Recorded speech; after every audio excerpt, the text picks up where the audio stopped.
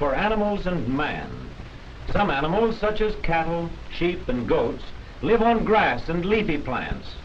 They are known as herbivorous animals. Other animals eat. They are known as carnivorous animals. Still other animals is this bear, the food. They are called omnivorous animals. Man belongs to this group since he eats many kinds of food: meat, vegetables, fruit, cereals, and milk. In common with all other animals, man must have water. He should drink several glasses every day. Many of the foods which man has learned to eat, nature has provided for her young, the young of animals and also of plants. In fact, milk is the most nearly complete food for young animals, who are not able to select from a variety of foods. Many young depend entirely upon milk during the first period of their lives. Again, eggs contain the entire supply of food for the development of young chicks and other birds before they are hatched. The seed of wheat contains the prop life.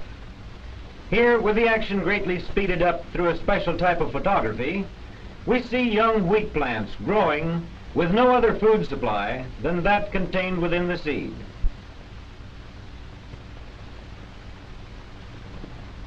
Bread, one of man's most important foods, is made of the ground seed of cereal grains. Again, through special photography, we see soybeans starting to grow. Soybeans likewise provide food for the young plants. Food containing many of the elements which man also needs for body growth.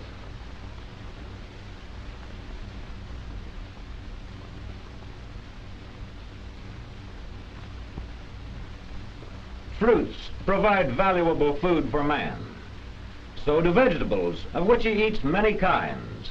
And since man is omnivorous, he also eats the flesh of certain animals and many varieties of fish taken from rivers, lakes, and oceans.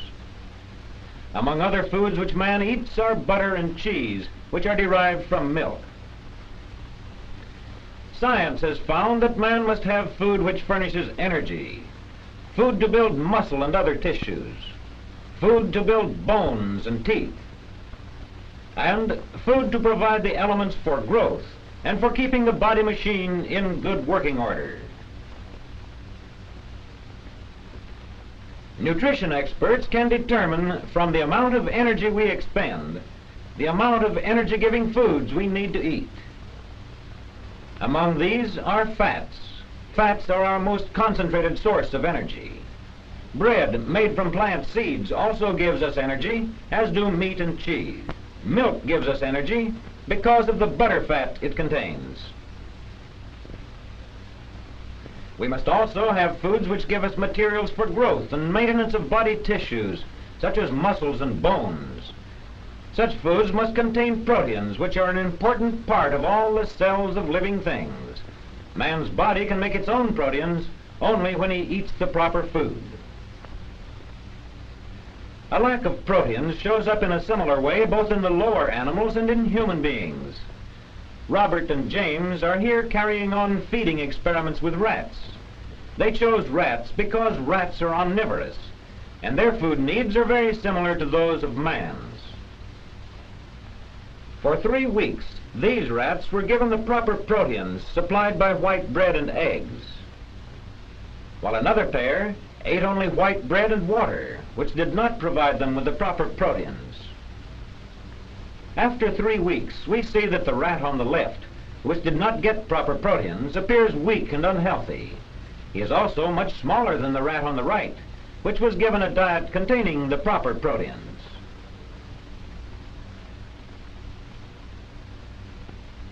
Such proteins may be obtained from milk and milk products such as cheese, canned milk, and powdered milk.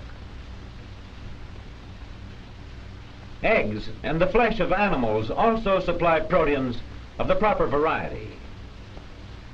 Good plant sources of protein are the legumes, such as soybeans, peas, and beans, and cereal grains. Science has also found that minerals, too, are needed in building the body and in regulating the body processes. Bones, which form the framework of our bodies, need large amounts of calcium and phosphorus to keep them strong. There are some 14 minerals which our body needs for healthy living. Since they become part of every living cell of our body, we must eat foods containing minerals to replace those we lose every day. Excellent sources of these minerals are the foods nature provides for her young before they can fend for themselves, such as milk, eggs, plant seeds, and potatoes.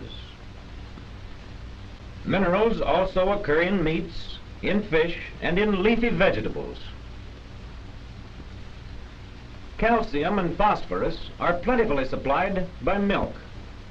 For the bones to use these minerals properly, vitamin D. One way to secure vitamin D is by exposing the skin to sunlight. Another way is to drink milk to which vitamin D has been added. Still another way is to take oils containing vitamin D, such as cod liver oil. Without calcium and vitamin D, this child would develop crooked bones. Vitamins in the diet are essential to life, health, and growth. Some vitamins we get by eating plants where they are made. Others are transformed from plants in the bodies of animals which eat them and which in turn are eaten by us. This experiment indicates what happens if we try to get along without vitamins. Each day these rats are fed butter which is rich in vitamin A and also food lacking vitamin A.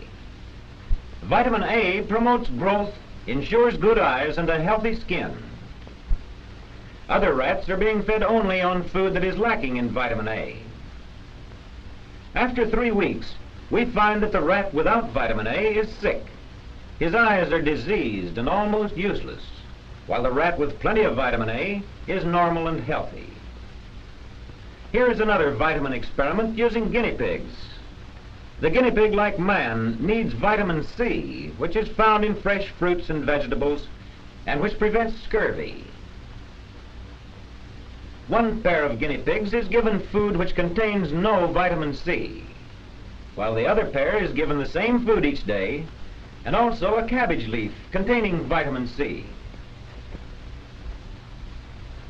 After 3 weeks, the guinea pigs on the right, which had no vitamin C, are smaller than those on the left and are sick. They have scurvy. The pair which received vitamin C from the cabbage leaf daily are in good health.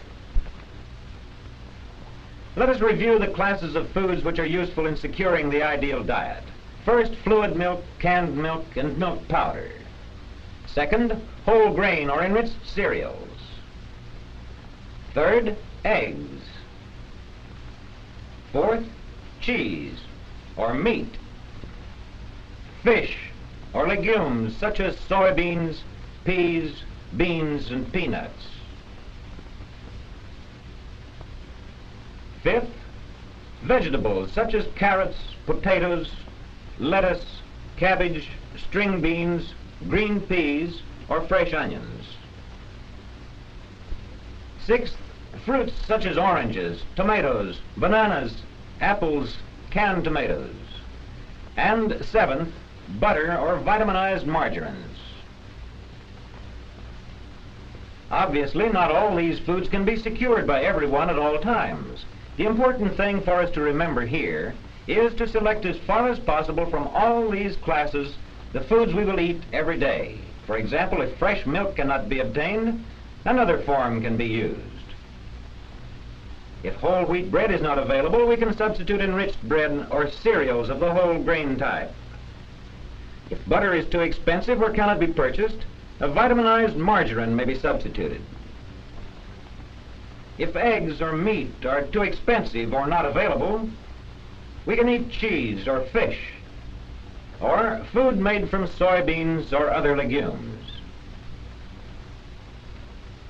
If fresh vegetables or fruits cannot be bought, canned vegetables and fruits prepared by proper processing may be used, or dried products.